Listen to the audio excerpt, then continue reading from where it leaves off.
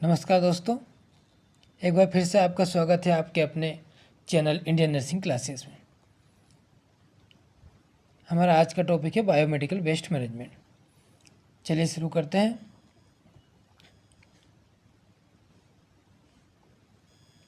Biomedical waste management, इसमें देखते हैं पहले बायोमेडिकल वेस्ट क्या होता है। तो बायोमेडिकल वेस्ट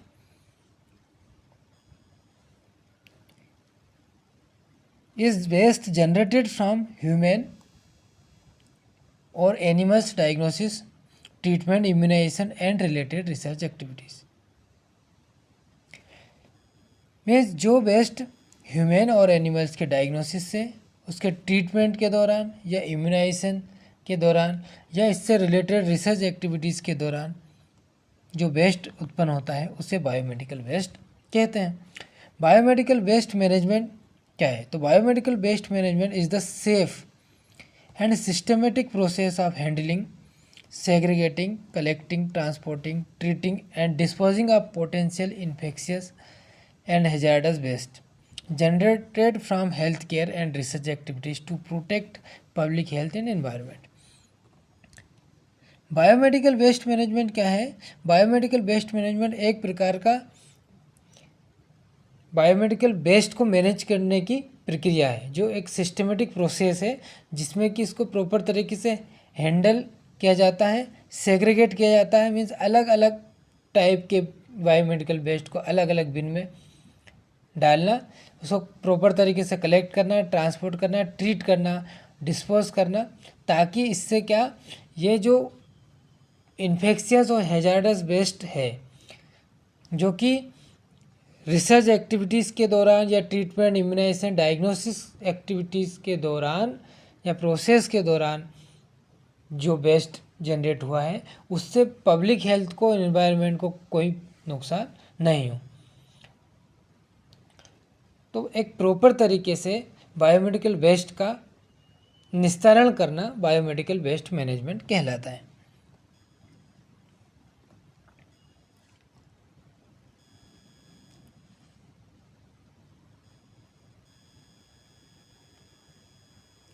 ये देखिए, इसमें दो इम्पोर्टेंट सिंबल है। ये बायो हैजार्ड का सिंबल है और ये दूसरा साइटोटॉक्सिक हैजार्ड का सिंबल है। बायोमेडिकल वेस्ट पर बायो हैजार्ड का और साइटोटॉक्सिक हैजार्ड पे ये सी वाला ट्रायंगल वाला साइटोटॉक्सिक हैजार्ड का सिंबल लगाते हैं। अब इम्पोर्टेंट पॉइंट, जब बायोमेडिकल वेस्ट को सेग्रीगेट करते समय, उसको मैनेज करते समय कुछ इम्पोर्टेंट पॉइंट्स का ध्यान रखना चाहिए। वो इस प्रकार है।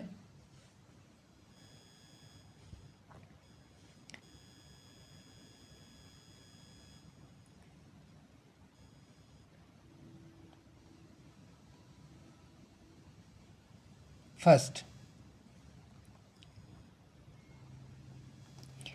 All biomedical waste bin should be covered and foot pedal operated. जो भी बायोमेडिकल वेस्ट बिन होते हैं वो हमेशा कवर्ड होना चाहिए और फूड पेडल के द्वारा ऑपरेट होना चाहिए।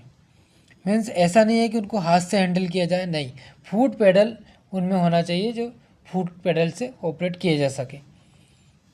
Next, adequate number of colour coded bins, containers and bags should be available at the point of generation of biomedical waste.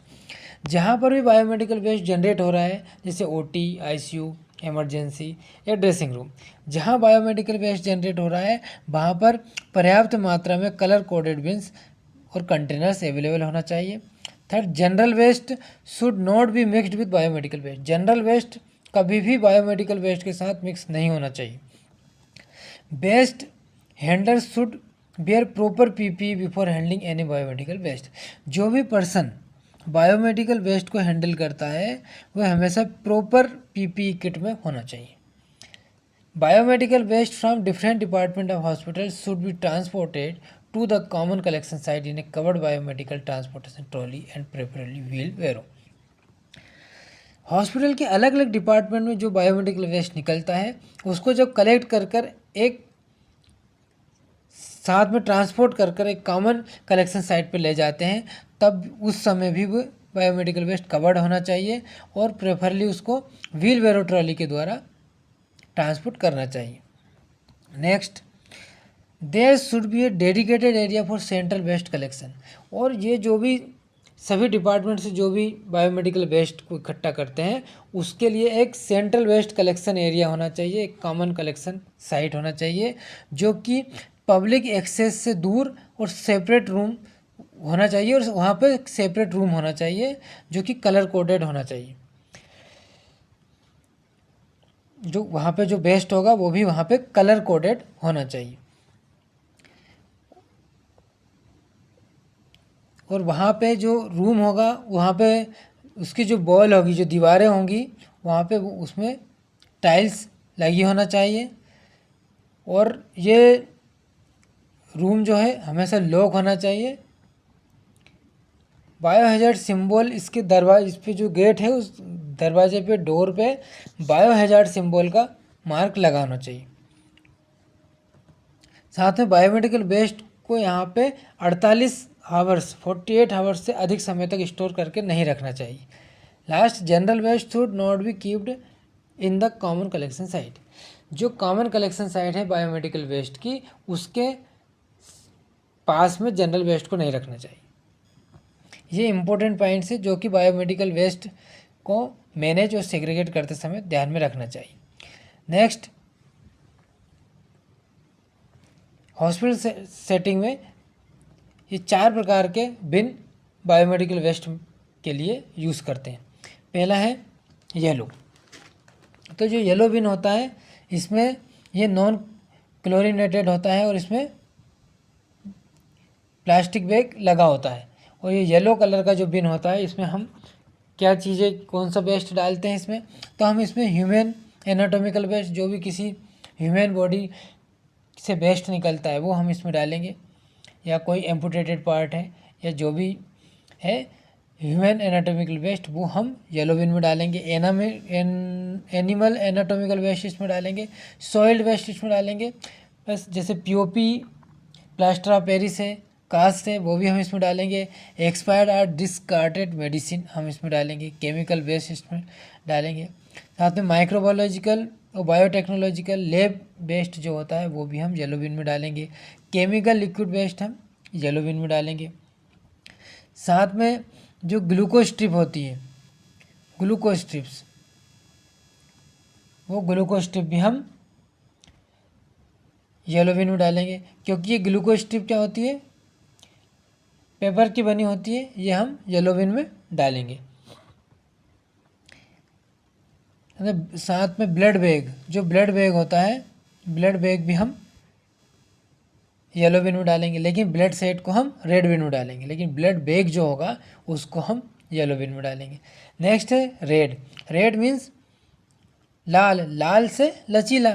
तो जो भी लचीली चीज़ें हैं वो हम रेड बिन में डालेंगे, या जो चीज़ें रिसाइकलेबल हो सकती है, जो रिसाइकलिंग के लिए जो भी चीज़ें जाएंगी वो सब रेड बिन में डालेंगे। जैसे कि ट्यूबिंग, सभी प्रकार की ट्यूब्स, जैसे IV set, suction catheter, Ryle's tube, ये सब रेड बिन में जाएंगे।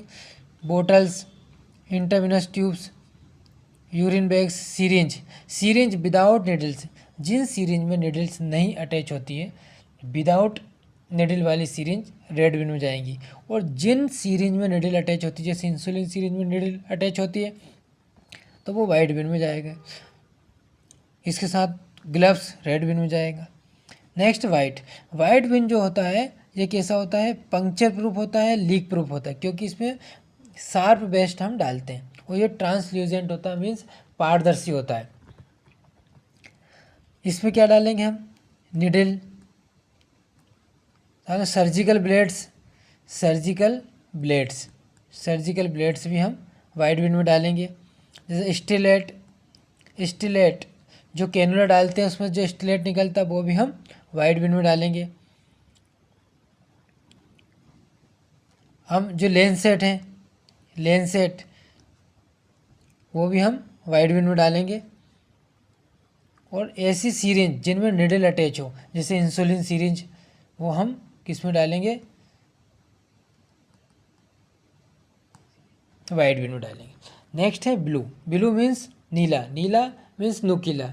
नुकीला मीन्स कांच से रिलेटेड जो नुकीले चीज़ें जैसे ग्लासवेयर या ब्रोकन एम्पूल्स, जो एम्पूल्स है कांच के, मेडिसिन्स की वाइल, मेडिसिन्स वाइल्स हम इसमें डालेंगे।